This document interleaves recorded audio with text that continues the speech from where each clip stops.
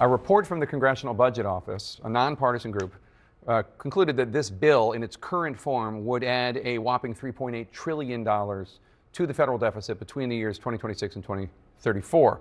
That's a conclusion that is drawing ire from the bill's defenders, such as Congressman Andy Barr. Well, look, first of all, the CBO score is wrong. The CBO has been wrong repeatedly. It was wrong when they scored the first Trump tax cuts. They were wrong by over $1 trillion. Why? Because the CBO doesn't do this scoring dynamically. CNN's Phil Mattingly is here with me now to walk us through it. Phil, give me a gut check on these numbers. Let's start with the baseline. No pun actually intended there. That was a budget joke, though. That the CBO and Republicans have a long-standing dispute. The Republicans have long believed that the CBO doesn't score tax cuts properly. They underestimate the effect of tax cuts on growth. They underplay the overall effect of government programs in terms of the ability of those to grow over a period of time. So it's long-standing. They have really tried to front-run this report over the course of a series of months, saying they get this wrong. They don't understand how this works. Congressman Barr was getting at the critical point there, which is dynamic scoring. They're not able to actually quantify how much growth will have an effect on the broader economy. And just I'm sorry to interrupt, but like they're not allowed to. It's not like a choice. They are right. I mean, this is an important point. The CBO is not infallible. They get things wrong. They acknowledge that. They come around and oftentimes update their projections. They're on tight deadlines. They're asked to turn things around very quickly. We're watching a process right now where they're actually doing that. But there are limits to what they can do, and there are also limits to the baselines they use in terms of laws and how they actually operate, statutory baselines. The reality right now is this isn't just the CBO. The Joint Committee on Taxation says $3.8 trillion to the deficit over 10 years. The Penn-Wharton budget operation, $3.3 trillion over 10 years, even if you account for dynamic effects. $4 trillion was cited by Moody's when they decided to downgrade the U.S. earlier this year. So this isn't happening in isolation. This isn't just a CBO issue. This is a broader issue that Republicans are grappling with right now. All right, Phil Mattingly, fascinating stuff. Thank you so much. Joining me now, Republican Congressman Mike Lawler from New York. And Congressman, you were a holdout on this vote yesterday. You were a fierce advocate for lifting the SALT cap. That's the state and local tax deduction cap. It's something from individuals from high tax states like New York or California push for, so people can do an added deduction on their taxes if they have high state and local taxes. But then your group of SALT, whatever you want to call yourselves. Do you have a nickname? Salt Caucus. Salt Caucus? It needs work. Anyway, then your group came to an agreement with Speaker Johnson. So are you a yes on this bill? Assuming everything else is static, yeah. Look, as we have worked through this process over many months, and going back to last Congress, as our committees did a lot of this work leading up to this, my focus was on a few key areas. Number one, obviously, the tax bill.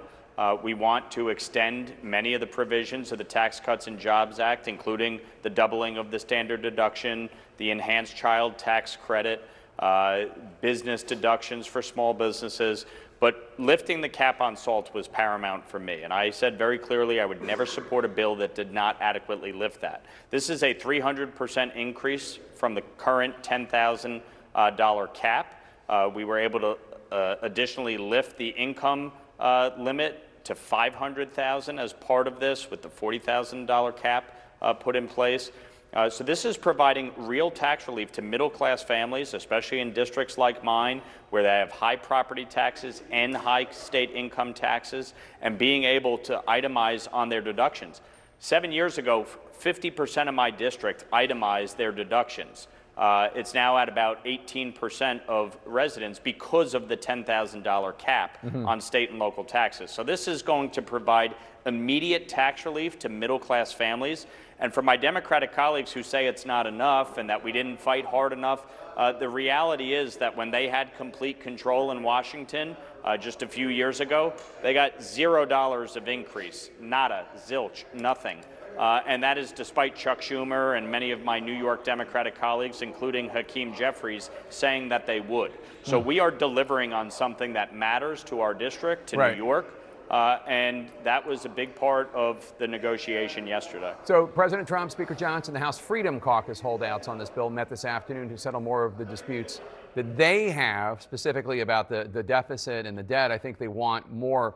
It's not like they oppose the tax cuts, which would obviously decrease revenue, but they want more spending cuts. What are you hearing about the status of the vote? Does Speaker Johnson have the votes to get this passed? Does he have the votes to get it passed today? From what I heard thus far since that meeting concluded, I think things moved in a positive direction. Look, there's nobody that disagrees that we have to deal with our debt and deficits. The fact is we are $36 trillion in debt, up $30 trillion over the last 2 decades. Both parties bear responsibility for that. Joe Biden increased federal spending by $5 trillion in the first 2 years. We're now running $2 trillion deficits. We're paying $1 trillion in interest on our debt. So we have to start to bend the curve. You're not going to fix this all in one setting. And there will be a requirement to have bipartisan consensus on other avenues to find savings as we move forward. But in this bill, the fact is we're projected to spend $86 trillion over the next decade. We're talking about $1.5 trillion in savings, which is about 1.7% of the total spend. So, we're making progress, but the fact is you still have a long ways to go, and that's not going to be done in just one bill, and I think most people recognize that. The White House today said that failure to pass this bill would be, quote, the ultimate betrayal, unquote. Do we know whether the president has been able to twist any arms of the holdouts? Yeah, Jake, actually, we just heard from House Speaker Mike Johnson as he arrived back on Capitol Hill. He said no final decision yet about vote timing, but that they are still trying to decide if they're going to move forward tonight or tomorrow morning. But obviously, the speaker indicating that he still wants to meet that ambitious deadline of passing the bill out of the House of Representatives before Memorial Day. Now, I'm standing outside of one of the conservatives' office trying to understand whether or not their minds were changed in this White House meeting, because obviously they are critical to whether or not this bill can get across the finish line in the next 24 hours. They have been very concerned about the fact that this bill does not have enough spending cuts. Meanwhile, if you start to change this bill in a major way to win conservative votes, there are questions about whether or not you start to lose some of those swing district Republicans that are also critical, not just to getting this bill finished, but also for maintaining the Republican majority. And that is something that Johnson has been trying to underscore to his members over and over again. Meanwhile, people who are ready to vote on this bill say at this point, Johnson should just bring it to the floor. Here they are. I think the speaker knows how to play the cards, and he will do it, bring it to the floor at the time that he feels confident that it will pass, that the president feels confident that that'll pass, and that'll occur within the next 24 hours. I believe that. I hope that's the case. I'm still optimistic. I think Mike Johnson has done a nice job to bring the different factions together. We've never claimed that this is a perfect bill, but it's a dadgum good bill, and we need to move forward with it.